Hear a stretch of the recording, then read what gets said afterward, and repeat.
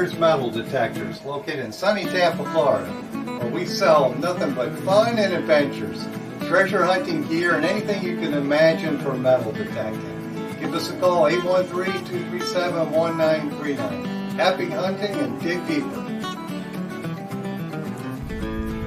Live from sunny Florida, it's Treasure Talk. Welcome, folks. Welcome, everyone.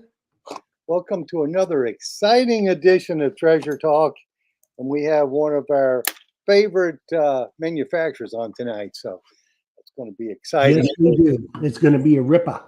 Yes, it is. So I guess I better get started. Before I get started, I want to let folks know I do have Terry's book, Treasure Coast Treasures, in stock now. He just printed that one. That's an awesome one. I haven't finished reading it. Actually, just started it.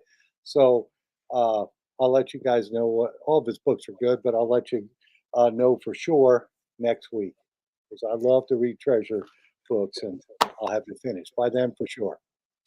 So how you doing, Jeff? I'm doing good. I'm doing pretty good. And Daytona was good. A bust. A bust. I mean, one day, Phil, it was so dang cold. I mean, the high was like 54. Oh, geez. But there was a 30-mile-an-hour wind. Oh, that had cut right through you. Well, it didn't cut through me because I stayed in and drank wine all day. Okay. Well, you didn't find any treasure that day, I bet. I did too. I found it right there. It was in the bottle. Oh, okay. All right. I just couldn't see going out and freezing myself to death.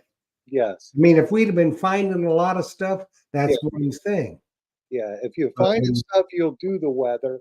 But if you're not, that makes it really hard to concentrate and get out there and do it. So. Yeah, I know. Of course, we got a comment from the Digging Canuck. She's up there where she's at. 54 is shorts and t-shirt weather. Well, yes, it is, except for the 30-mile-an-hour wind on the beach. And then that makes it probably the temperature would have been about 30. Yeah, you'd have to put a wetsuit on just to walk the beach. Yes. That's not fun. No, it's not. You know. Sure. All right. Well, I guess I better get started, huh? Yes. As always, today's show is brought to you by your friends at Myers Metal Detectors, where we sell fun and adventure. And of course, the views, thoughts, and opinions expressed here by the Treasure Talk guest and member belong solely to the guest and member, and not necessarily to Phil Myers, Jocelyn Myers, Myers Metal Detectors, or Jeff Bonin. And yeah, that was a lot to say. And of course, the purpose of Treasure Talk is to promote the hobby of metal detecting and treasure hunting in all forms, and to educate our members in a fun, informative manner. And I think we nail that every week, don't we, Jeff? I think we do. I really do. And I would like everybody to take a moment to hit that like button and also share. Share the show. The more people we get, the better off we are. So hit the share and hit the like. And we thank you ever so kindly. Absolutely. Tell your friends about us for sure. And you'll learn a lot, I guarantee it. Well, yeah, we always learn a lot. Most of the time, it's good stuff too.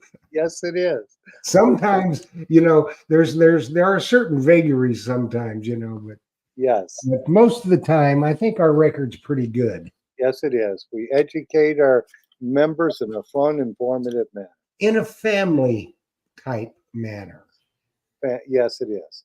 And speaking of families, just a little announcement of what I'm kind of looking for is if you all have got, hunt as a family, either be husband and wife, two brothers,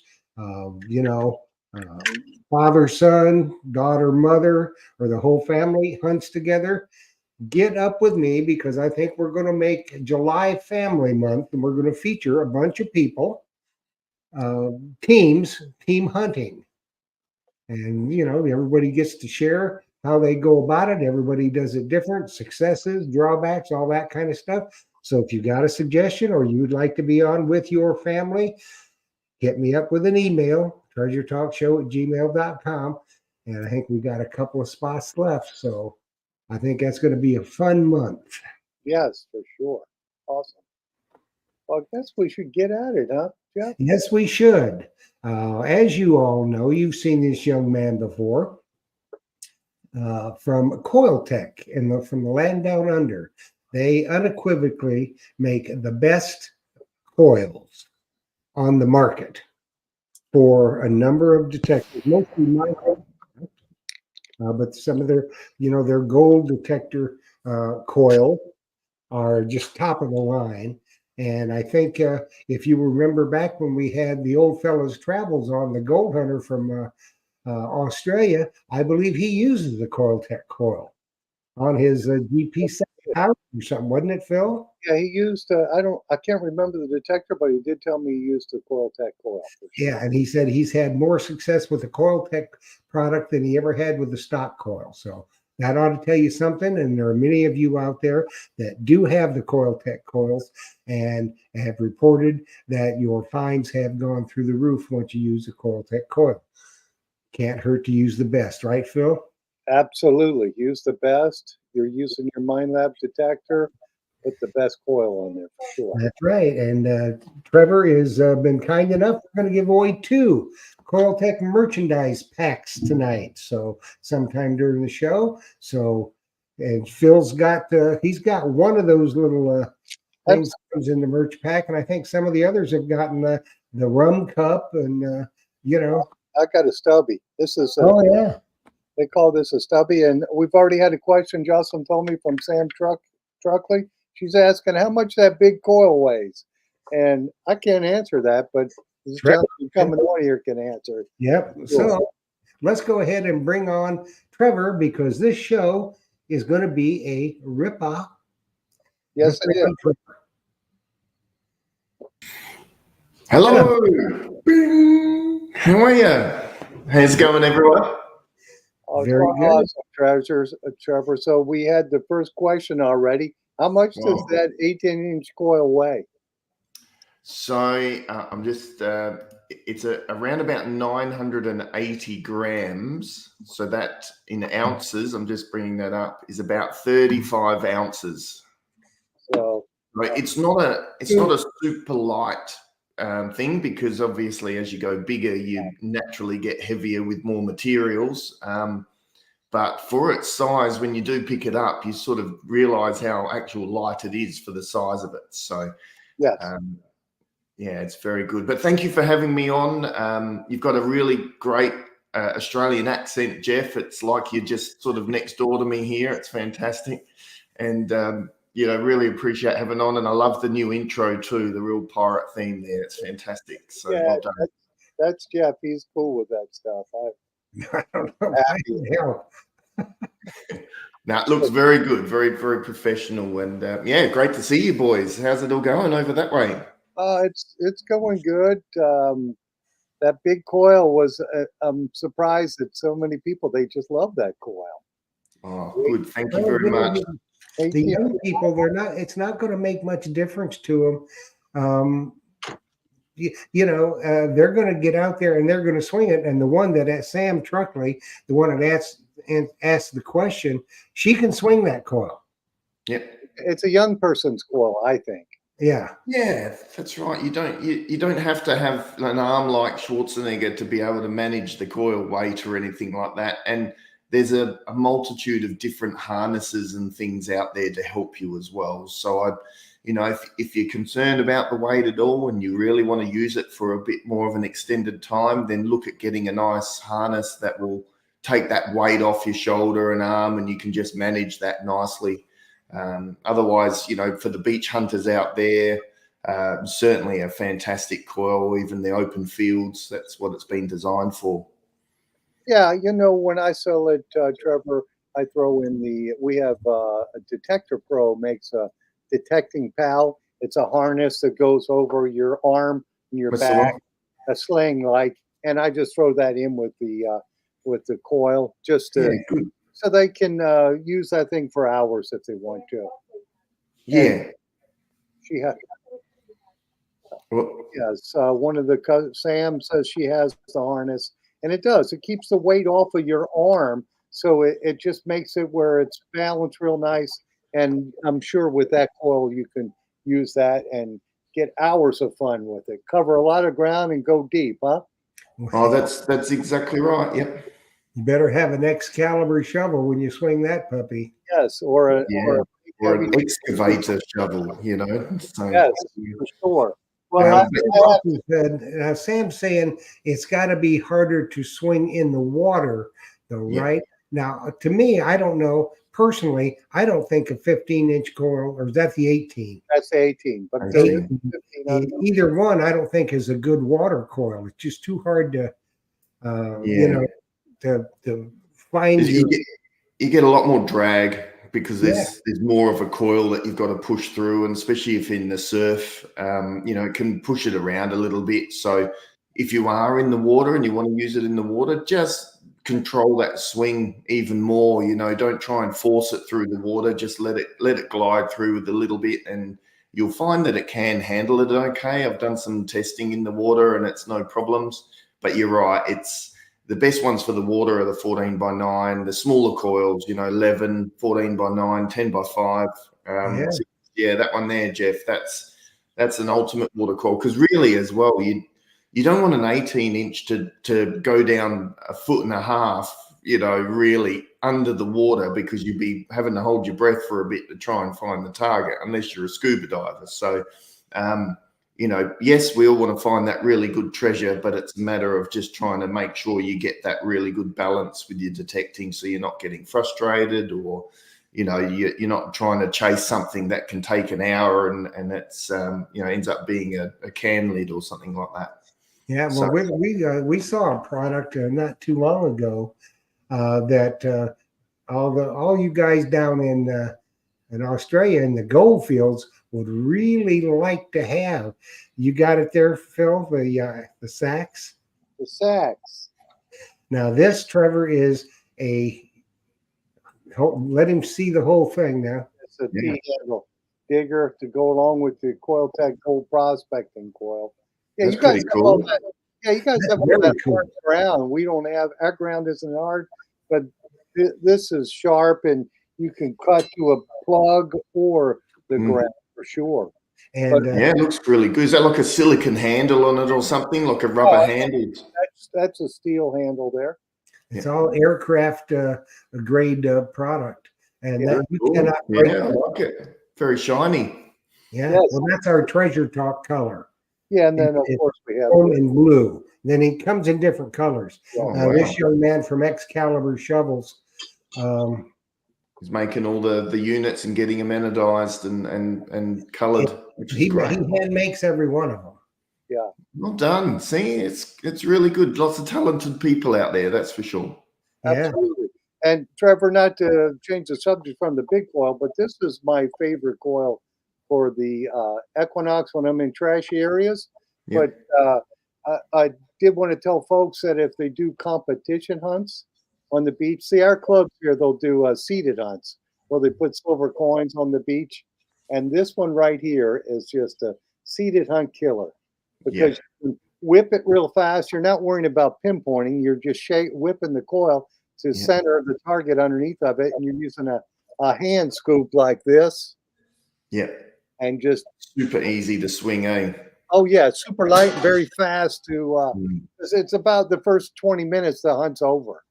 So Yeah, yeah, that's right. All the good stuff's gone. if you're looking for a prize token, you got to be really fast. And that Yeah. coil, as I just started getting back into doing the competition hunts, and that thing has really done well for me. So that's excellent. another Excellent. place to use besides hunting in trashy areas with that small coil. Yeah, Well- that's right. Certainly been our bestseller out of the Knox series to date. We've sold over 5,000 of them now, which we're super happy with, and certainly appreciate everyone's love for the coil. It's you know, it's been a perfect little size. We used to make that 10x5 size for the gold machines back in the 2000s, and you know, one of the first Coil-Tek coils was a 14 round and also a 10x5 elliptical, and we used to make that size, and it's been our traditional size for many years, and certainly a good all-day swinger. Like you said, for the Nox. It's perfect for trashy areas, pinpointing, target separation, lightweight, super easy to use for the majority of people. And if you couple it with your big 18, so you can use your 18 when you're fresh and ready to go for the first hour or two in your hunt, then swap back to the 10x5 later on, then you're going to find that you'll be able to manage it your day quite well. So you'll dig out all the big targets first and then swap back to the 10x5. So I usually say if people are struggling with the larger coil, use it when you're fresh and early, do it in the first hour or two. If you don't have a harness, and then swap back to the smaller coils for the afternoon. So that way you've got, you're seeing different targets as well, because each coil will do something different on the ground. Not every coil will see every target out there. So hence the reason why we survive. I think I've said that before, but you get a different coil over that same area, and it's very, very likely that you will find more targets. And whether they're smaller or larger, deeper, you will definitely find some more targets. Well, I have not heard from anybody that has gotten one of your coils for the Equinox or anything that just that's their go-to coil. That's right. Put a Coil-Tek coil on, they don't ever put the standard to stock coil back on. Yep. This is my old 600, and that's the stock coil now. Stock coil now. Yeah. You were saying that. Yes. Yeah. Well, we sell a lot, and do want to thank the US customers and the US people out there for really embracing the 10x5 on the Equinox. It's definitely our biggest market for this coil. And, for dealers like yourself, Phil, we really appreciate what you do and the energy you put behind Coil-Tek, and just, you use what you feel comfortable and trust. And, it makes me really happy to see that coil on the detector that you're running, because, and it becomes your standard coil, because that means when you actually talk to people about what Coil-Tek do and the reason why we are there, you'll say it with more passion and belief, because you actually use the product. So, very much appreciate all our dealers and yourself, Phil, for really helping Coil-Tek, doing what we can. Yeah, we see all kinds of comments in the chat now. The one I saw, from Blessed Adventures, it says, I love my Coil-Tek 5x8 on my 800. Awesome. It's good depth, great separation, and there's a lot to be said for that. Well, yeah, it's a 5x10 though. It's actually it's a 10x5. It's a 10x5. It's a 5x8. It could be 3x6. Who cares? As long as people really enjoy it. You call it what you want, as long as it goes beat. Coil-Tek on it. Yeah. It's a Coil-Tek Nox coil, and I saw one on the chats as well. Thank you, Delco Detecting, for great coils. We love you out there. But I saw one that said, is the Coil-Tek compatible with all the Equinox machines? So yes. Out the Nox series, we've got 4 coils. All of them are compatible with all of the Equinox series from 600 to 900, as well as, and I have one set up here on the Xterra Pro. Xterra Pro, yes. And it works really well on the Xterra Pro. I've actually been using it a bit on the beach, and it actually is, for me, I don't mind the weight, especially when I'm beach hunting, because if it's on the dry sand, I tend to have the coil right on the sand, and I can just sort of push it around a little bit. But yeah, it works on the Xterra Pro as well. So you can definitely utilize that through all of the machines, all sizes that we've released.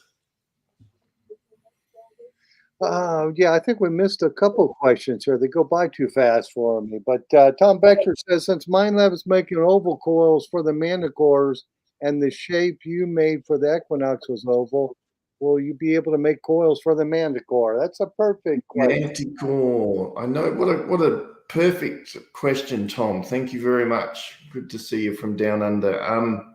So yes, you're right. MindLab did make elliptical 10x5. I did say in a previous comment that that's been our shape for many years, but obviously not for the Manticore anymore. So we are looking and I'll let people know that we are looking at coils for the Manticore. So we're working with Minelab at the moment, and our intention is to release products for the Manticore.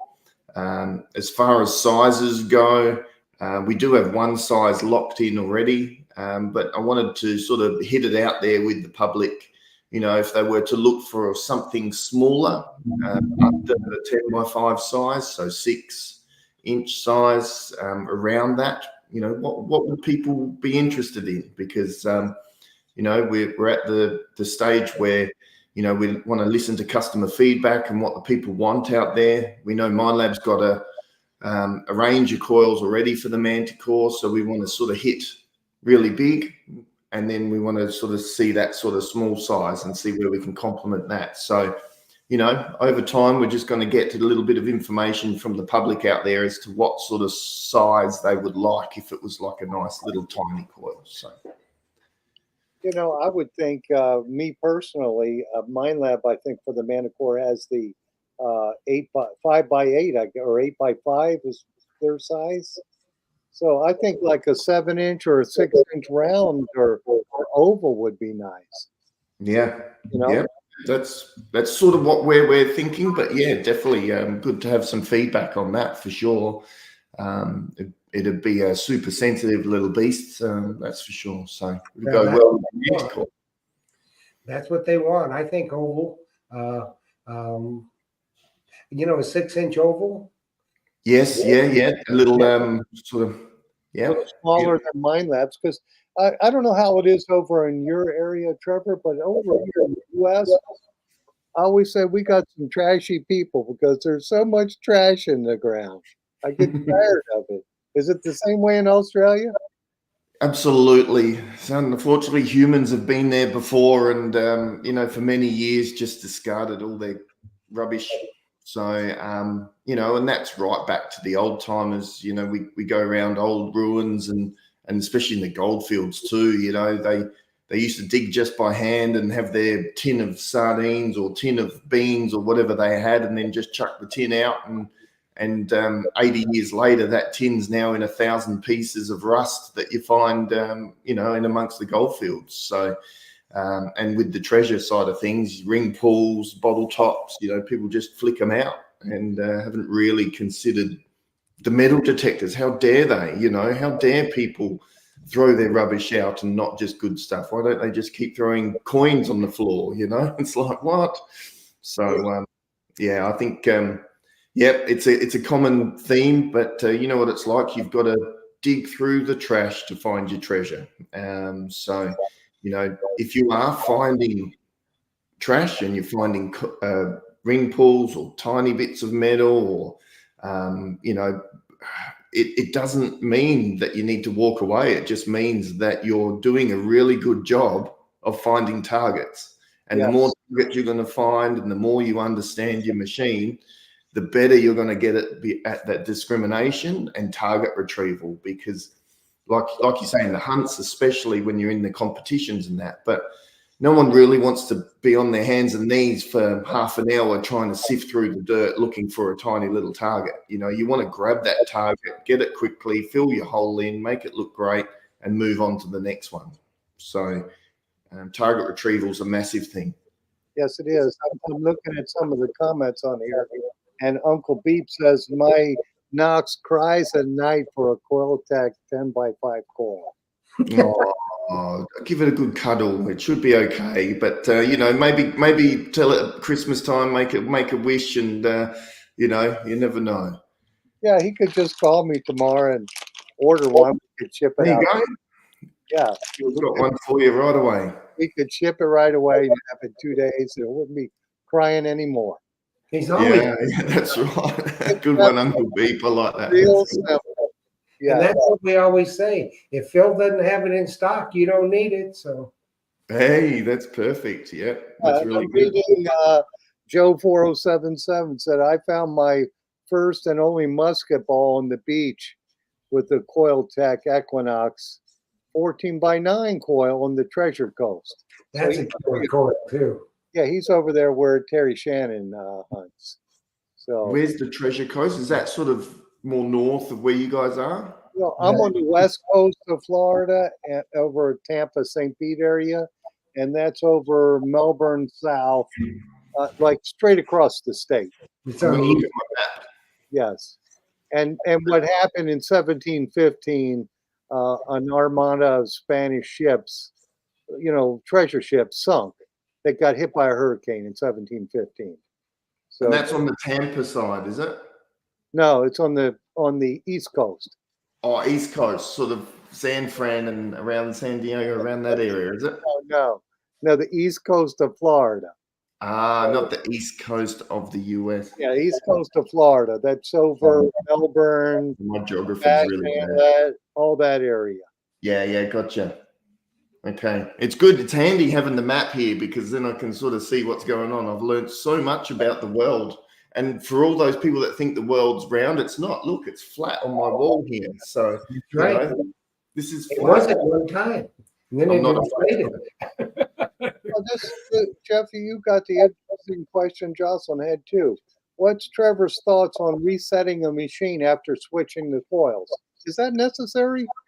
No. It's definitely not necessary. It's personal preference. I believe resets all your notches and your discrimination too, doesn't it? Yeah, it can. If you do like a factory reset, you don't. I never do that. No, they're plug and play. They can use the same settings that you've used before. Obviously, if you're going from a small 6-inch or 10x5 and then swapping out to a 15-inch or an 18-inch, the only thing you'd need to change is maybe sensitivity. Maybe some swing speed or something like that. But you won't. We don't tell people to reset the machine or anything. You can just plug and play. Okay. Well, this question is asked a lot. Do you make any coils for any other detectors like the Legend? At the moment, no. We only make coils to suit the MindLab detectors at the moment. So, we've been concentrating that for many years. But yeah, at the moment, we're still only concentrating on the MindLab stuff. Mm-hmm. And you guys have got that mastered. So if you have a MindLab machine, you should have a Coil-Tek. Yeah. We feel we're pretty good at making coils. We certainly put a lot of effort and energy into making sure that the coils are right, and we look after our customers. If they ever have an issue, they can talk to their dealer or contact us direct through the website. The emails come through to myself or my service team. So we're here to continually help you and make sure that you get the most out of your coil.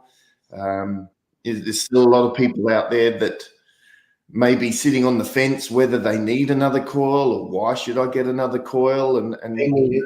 really valid questions because if you're using the standard coil and having great success, that's fantastic. Why do I need another coil? This is doing everything for me. So we make other coils to suit different conditions, different environments, and different technical abilities. So the smaller coils more sensitive, the larger coils coverage and depth. So if you do have an area that's lucrative and has done really well with your standard stock coil, you get a 10x5 on there or a 15-inch round, and you will more than likely find more targets that you will start to see that each coil has its own window of gold. So one coil can see here, and another coil can sort of overlap a little bit, but see a little bit deeper. Another one will sort of overlap here, and they're all what we say like have their special windows of target retrieval. And not every coil is going to have the same. So something that's just out of reach of one coil will be in reach with another one. But like you can see here, something that's maybe small and a little bit too deep for a larger coil, it's probably not great for that, where it's better on the larger stuff. So, understanding that relationship of the coil and the detector can really help you maximize your returns. Well, yeah, that's right. I mean, people that are, like park hunters, for instance, and they hunt a lot of parks, and that's all they hunt. If they're using their standard coil, it's only going to go so deep, and it's the sensitivity.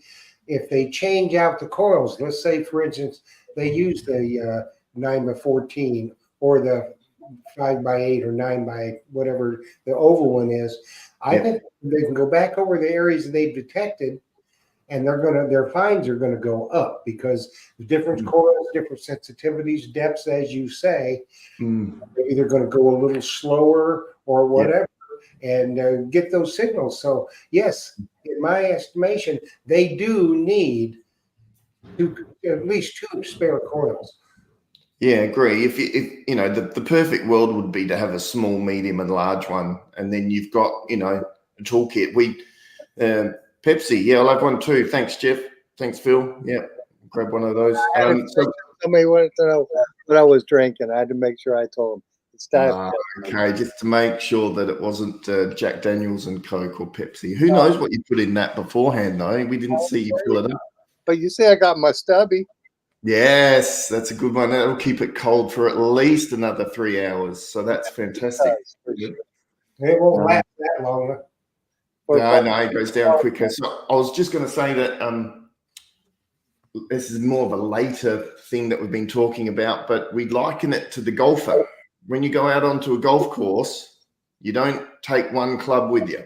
You know, you're using different clubs for different situations, you know, whether you're in the sand or you need a long shot or a short shot and on the green. So it's a lot like that. You know, if you're going out with one tool for this environment, you know, it can be a little bit of a hindrance or limiting yourself. You're still going to find some really cool stuff. There's no doubt about it. But then you might come across an area where it's a bit more rocky or the vegetation's a little bit tighter and that 11-inch coil can't get in and amongst all of that, where sometimes those targets are going to be in there because of wash or, you know, things that may have happened, especially when we talk about people gold hunting here in Australia and the US as well. You know, the gold can be so small yet to quite large as well. And if you're only going over with one coil, you may be missing the real small stuff or the real deep stuff down deeper. So by using different coils, will certainly help your conditions there. So, and that's why we specialize in the coils. Yeah, it's good business as the detectorist to have more than one coil. For instance, if you're out and all of a sudden, you know, the coil ears on your coil break, or the wire gets frayed and starts shorting out, then you're done for the day if you've only got the one coil. However, if you have like another Coil-Tek coil or two, and you know, you go into your car to get it, or if you carry a backpack to get it, is a lot quicker than going home. Yeah, that's right. It can ruin your day. Yeah. Yes, it is, and it's to me, it's nice having a backup coil with you. If conditions change, you need a different size coil. I was talking last week that I had tried to metal detect a lot. Actually, the house across the street from my house, they're doing a rehab on it, and I had the Manticore with the 11-inch coil, and the backyard was so loaded with trash and junk, it was just driving me crazy. So I went back the next day with my 600 and my 10x5 coil, and I managed to pull out a few coins, some 20s wheat pennies, and a real cool buckle there that I couldn't do with the Manticore because the coil was too many targets for it. It drove me crazy. So that's good use for that. And we got a couple of comments that are just right to the point here. The one from Sam Truckley says, do yourself a favor and order the different coils and also the lower shafts. Tom Becker had a great idea, and it made easy switch out. And then you've got one from Dirty Paws Detecting, and this is exactly what we've been talking about. You know, he says he was hunting in some thick brush with his standard Knox coil, which is the 11-inch coil. His wife, Trish, who generally out hunts him anyway, was using the 5x10. Guess who found more?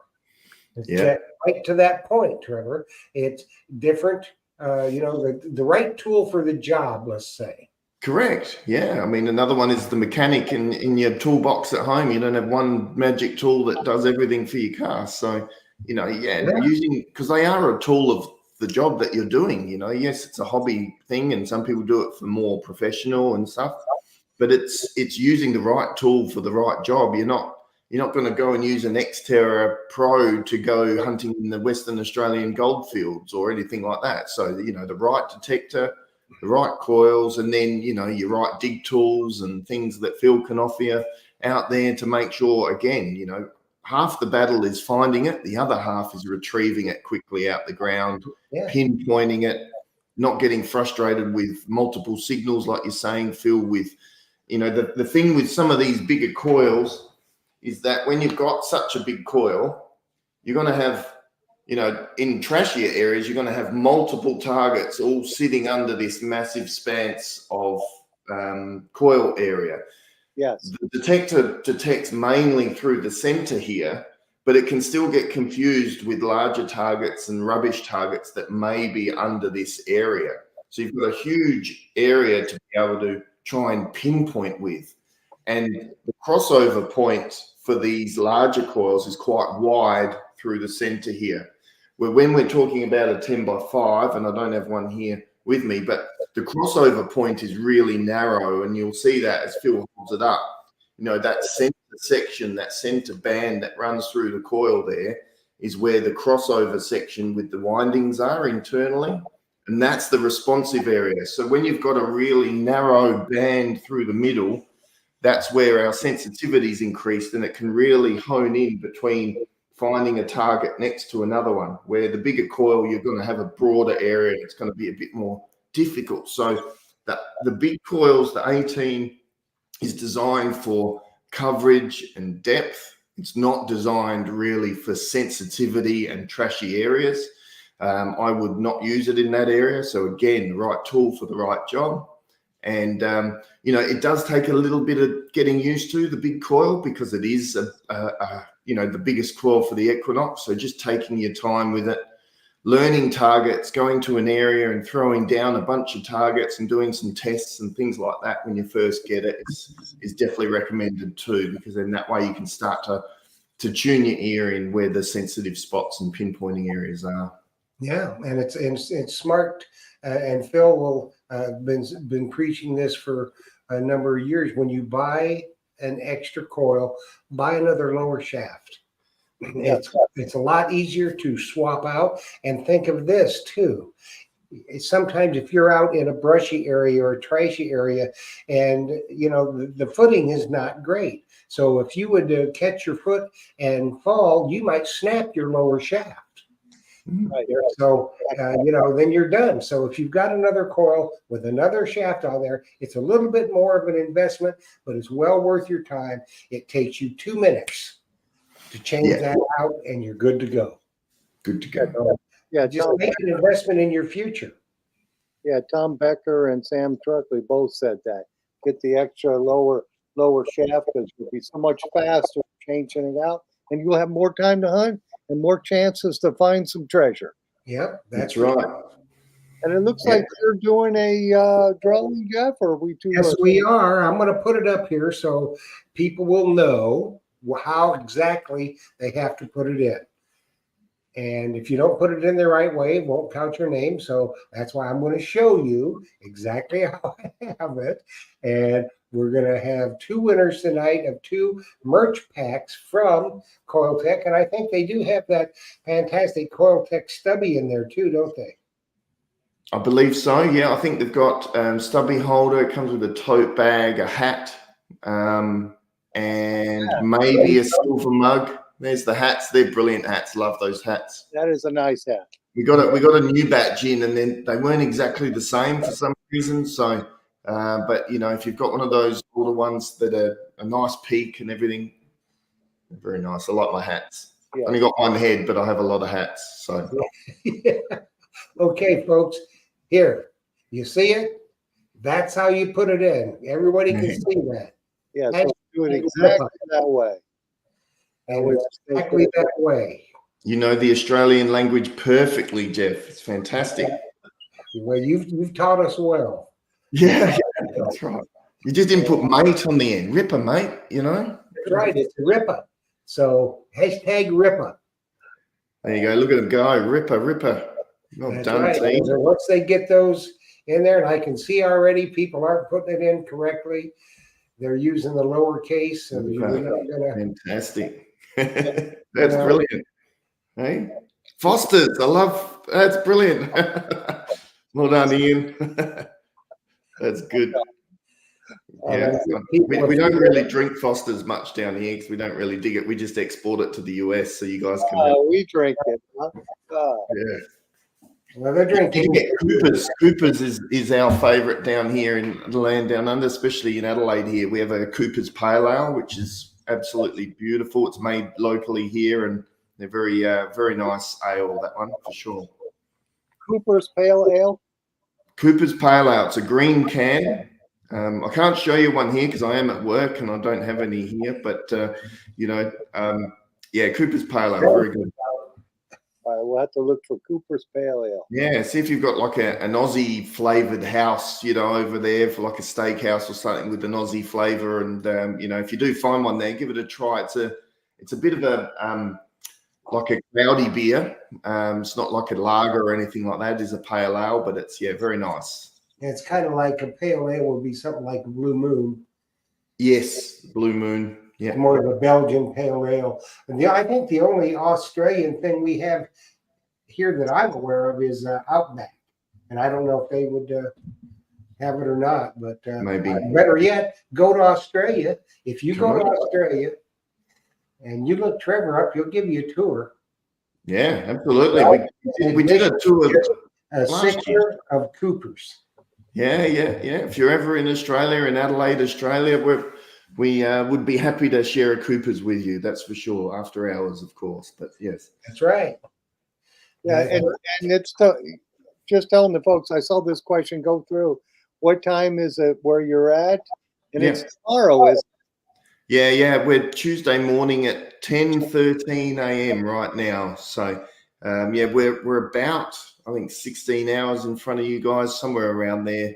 We're sort of one of the first countries and regions to sort of start the new day. New Zealand's actually 2 hours in front of us. So I think New Zealand starts the day first, or that sort of line, and then everything sort of goes back from there.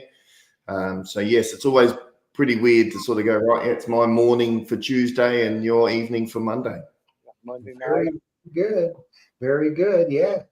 It works out for, guests from Australia. We had a gentleman on that he was telling he uses your, I think, Gold Hawk. Oh, yeah. Who was that gentleman? The old fella. Old fella's travels. He's got a YouTube channel. He's a gold hunter. Yeah. No, our Gold Hawk series for the GPX 6000 is really kicking some goals. They're doing really well. One of my favorites, the 9-inch. I just happen to have one right here. There's the 9-inch round. So perfect little coil for the GPX 6000. Super sensitive. Has excellent depth. Pardon? That's exactly what he was using. He said when he first got it, he was using the stock coil. Then he switched to the Coil-Tek Gold Hawk, and he said it really performs. Yep, it does a really good job. Yeah, we're super happy with it. Very thankful that people are using it and enjoying it and finding some good gold. I can show you here. We had a gentleman, Rick Fishers. Some of you may know the Aussie Gold Hunting program. Rick Fishers was on the Aussie Gold Hunting program in the first couple of seasons, and he actually came through last Monday and brought all his gold that he's got shined up. It was about 100,000 Australian dollars worth of gold, and we got it photographed. Where's my camera? There it is. Photographed on the 9-inch. This one just here is a 16-ounce piece. Woo. So that's about 50 grand right there, just in that. That's Australian, 50,000 Australian. And some beautiful pieces there, but all shined up. It's all been cleaned. A lot of it was with ironstone and quartz. And I'll just very cool. Very cool. So shall we? Rick Fishers. There you go. Yeah. He's one of our Coil-Tek ambassadors, and uses all the Coil-Tek gear on his when he goes out detecting as well. So yes, 6,000. We've got the Gold Hawk series. So if you are a gold hunter out there, they are certainly really good options for the 6,000. We have 3 sizes: 10 by 5, 9-inch, and a 14 by 9. So you have a few options again. Again, golfers don't go out with one club unless you're on a putt course. That's right. So you guys ready to do a little giveaway action? Yeah, let's do the giveaway for sure. Okay. I think you'll like this, Trevor, how we do this. Yeah, let's see. All right. You ready? Here we go. All right, I'm holding on because this is going to be exciting. Look at that. Isn't that cool? That's cool. And it's somebody on the show right now live. Andrew T. Andrew T is the winner. Yep. Congratulations. Draw again because we got 2 of them. Look at all those confetti. Hope you clean that up after, Jeff. Yeah. Let's draw again. Okay, here we go. Andrew T, well done. Was that a flick of a nudie picture there, Jeff, that you put up just for fun? Yeah, it was. And Gene Rotans is the winner of the second one. Congratulations. Yeah, that's Very good. Very good. So let me pop up the banner. That's what you do. You send your name, address, and phone number to treasuretalkshow@gmail.com, and I will get it to Trevor, and he will get you your ripa of a merch pack out to you. And trust me, you're going to love it. It should be good. We certainly enjoy people using our merch as well as coils. That's for Well, sure. there are a lot of them out here are Mind Lab, the Swing Mind Labs. Yep. And, they probably have maybe 2 or 3 detectors, some different brands as well. But if they're swinging a Mind Lab, 95% of them have a Coil-Tek coil for it. And I think after tonight's show, 100% of them will have a Coil-Tek coil. Yeah. So let me ask you, gentlemen, what was your first Coil-Tek coil? When you first got into detecting or had an opportunity to get another coil, what did you get first, do you think? Well, when I was running the Equinox, I got the 9x14. Nice. Yeah, that was. I got the smaller one. I got the 10 by 5 because I do a lot of trashy hunting, and it's just perfect. It's a perfect coil. And also, Jeff, I saw him there, and I hope Andrew T said I saw that he said he won 2 weeks ago to draw another name. No, I didn't see that, but yes. So I don't know if that's for sure or not. Well, he just came up now and said, "I won 2 books." He's won 2 books before. Yes. Andrew T, have you ever won a Coil-Tek merch pack before? No, he has not. So he did tonight. So he did tonight. So we'll let that go. You can wait. Yeah. We're gonna get it to you anyway, Andrew. So it's all good. Yeah, perfect. You'll love that. Yes, no, we can't, Andrew. That's part of the draw was you won it fair and square. It's his treasure. He won it for sure. That's right. And I'm not drawing again because I already shut it down. So nah. And maybe if Andrew's part of a club or something, if he wanted to, if he didn't want it, you could always donate it to the club for a raffle. Yes. I do some club talks as well. So, I certainly if there are clubs out in the US and have Zoom ability or technology, I'm more than happy to come on via Zoom and do something like this and chat to the whole club and have a chat. I've been doing I can tell you for sure. So, you get, I know the Trimble treasure hunters in Ohio will definitely be reaching out. Yeah, please. I may not be able to be there live, but part of it is just trying to make sure that we can answer questions and talk to people. And a lot of the clubs do such a fantastic job for the industry and support people as well. It's a great place to go and hang out with like-minded people.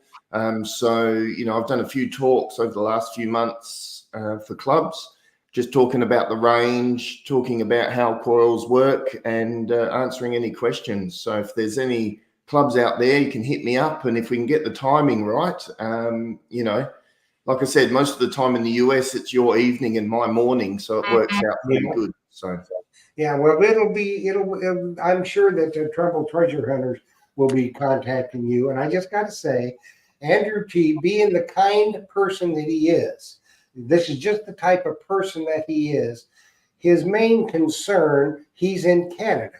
He's concerned about the cost of shipping the item to Canada. Well, Andrew T, I can assure you, every guest before they give away anything knows that this is a worldwide show. So any prize that they offer to give, they know they may have to ship it to Canada, they may have to ship it to England or Australia if they're based in the United States.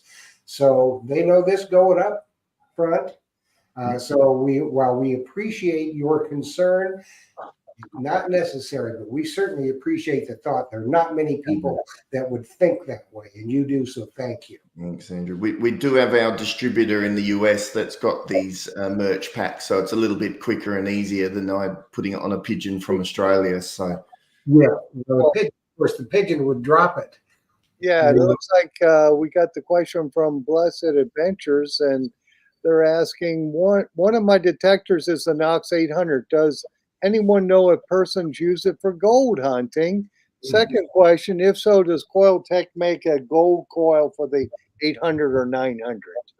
Great question. Great question. So we do have several people here in Australia through the Victorian goldfields that use Equinoxes for gold hunting, because a lot of the area can be quite trashy, so they can blank out the trash and just look for the good targets. They usually use a 10 by 5 or a 6-inch. So I would definitely recommend, if you're going to go gold nugget hunting, to use the smaller coil on there. And that would work, no problems. You just switch it to gold mode. So there's no such gold coil that's specifically made for gold. It's just you switch it to gold mode and use a smaller coil is definitely recommended if you're going to go gold nugget hunting. Yeah, I would suggest a smaller coil too, because your smaller coil is more sensitive to the small gold nuggets, right? Correct. Yeah, so I would imagine there'd be a lot more smaller nuggets laying around than the huge ones. Oh yeah. The big ones like you saw on that photo is super rare. You find one of those and you're in like an elite club, really. Right.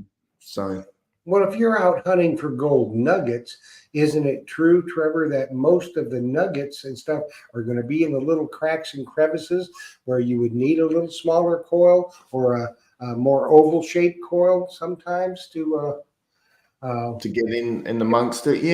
Yeah, definitely. Like there can be rock bars and little creeks and things where the gold snags in. It becomes like a natural sluice, so to speak. And in amongst all of that is the tiny stuff. So definitely a small coil, like you're saying, Jeff and Phil, for maneuverability, easy to get in and around, looking for those tiny targets, because the majority of gold out there is actually fines, not even detectable. So the majority of gold is very, very tiny. And then as you start to get to sub-gram and, sub-ounce pieces, multi-gram ounce pieces and bigger, they just get rarer and rarer. So if you look at all the gold that a lot of the mines are digging out, it's all tiny, tiny particles trapped in rock, and they're processing that, and they're getting tons and tons of gold out of that. So there's way more tiny gold than there is, detectable gold out there. Yeah. Right. And if it was a big nugget like that huge one that guy had, if you had the small coil on it, it would still go pretty darn deep with the size of that nugget, correct? Yeah, correct. I had a message on our email the other day talking about someone asked, is it true that a coil will only go as deep as it is wide or long? And that has been a bit of a perception over many decades that a coil only goes as deep as it is long. So that's definitely not true. Depth is relative to size of target as well as the size of the coil. But, you know, a 10x5, like you're saying, Phil, can go, you know, 15, 20 inches deep for a nice big target. You know, yes, it does have to be bigger, but it can hit targets really deep because your magnetic field is still punching down. It's just by the time it gets down a lot deeper, it starts to decay and the magnetic field isn't as strong anymore to be able to energize what it's trying to do. And a return signal is not able to get up to the detectors. So, you know, it is very relative to size of target more than size of coil. Right. Absolutely. And it looks like John David asked a question. Trevor, do you gold hunt? Yes. Yep. Yeah. I do try and get out once, maybe twice a year if I'm lucky. Don't get a lot of opportunity to get out, you know, with work and trying to just, you know, spend some downtime as well. But when I do get out, I do enjoy, you know, going gold hunting. And I like going to the beach. We've got beaches quite close. So if I do any treasure hunting, it's normally at the beach. Well, when you see big finds like the gentleman showed you, we took the picture of all those gold nuggets. Doesn't that make you want to go out and gold prospect? Oh, yeah. We see it all the time. It makes me think, geez, I'm stuck here making the things and people are out there finding some massive treasures. But again,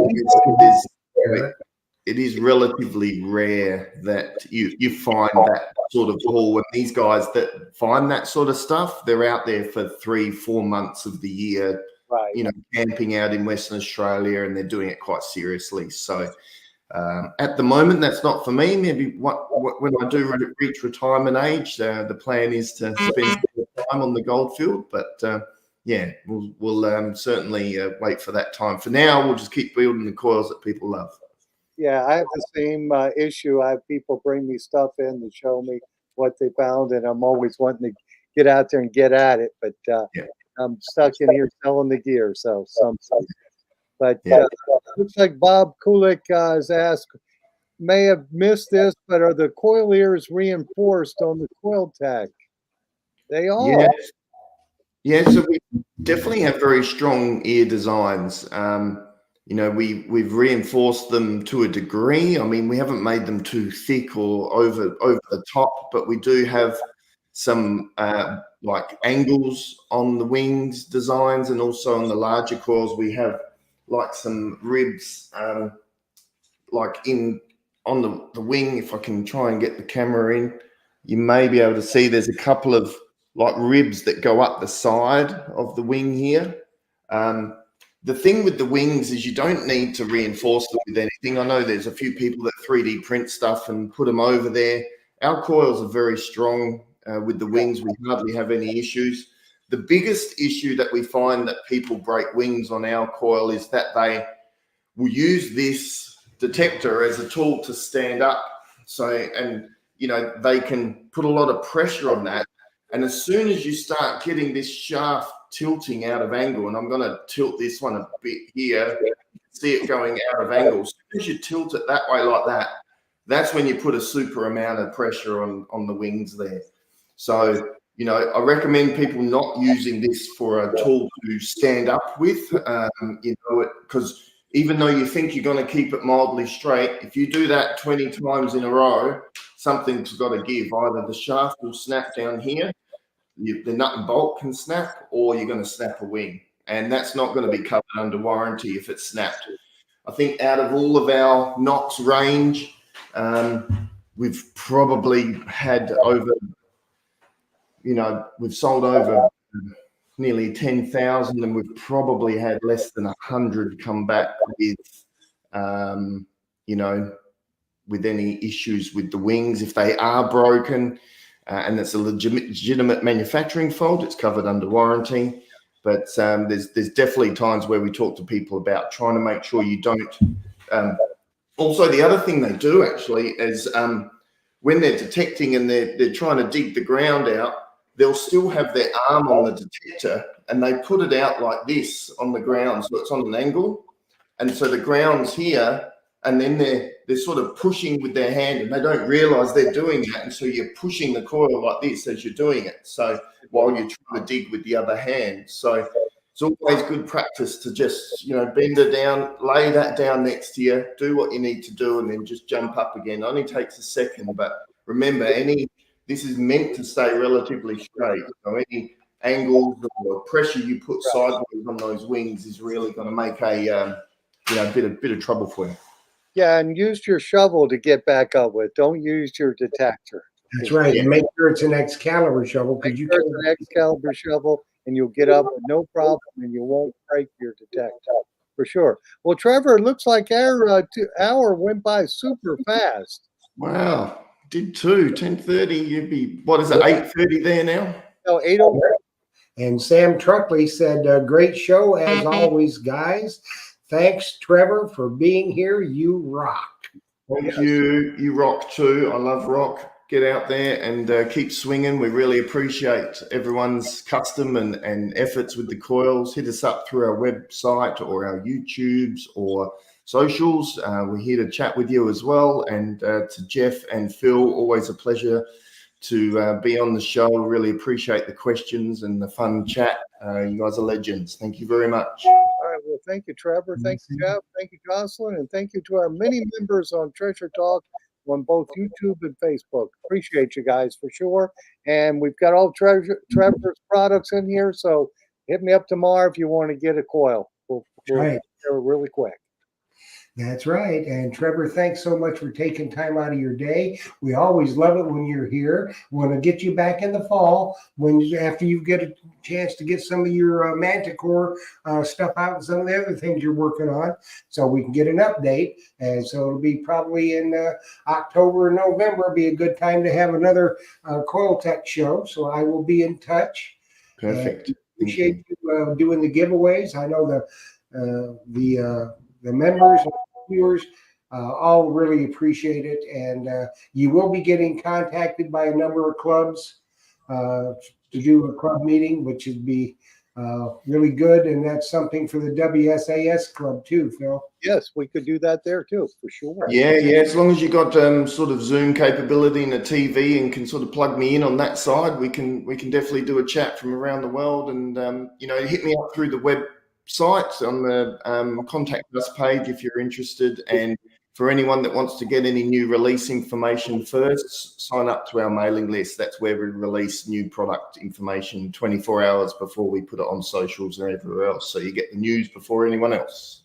That's right. It's always good news when it comes. Always good news. There are no problems, only solutions. Happy times, everyone. Thank you for having me. It's been a ripper, and everybody join us next week when we'll be talking with Treasure Tech / Detect Florida. And he's going to show you some really cool products that he has in for a number of detectors he makes. And of course, Phil's got them in stock. Who'd have thought it? Who'd have thought it? Because you know what our motto is: if Phil don't have it in stock, you don't need it. That's it. So happy hunting, everybody. Thanks, Trev. Thanks, Phil. Thanks, Jocelyn. And thank you for joining us every week. We look forward to it. It's the highlight of our week. So we will see you next week. Happy hunting and dig deeper. And good night, everybody. Good night. See you, everyone.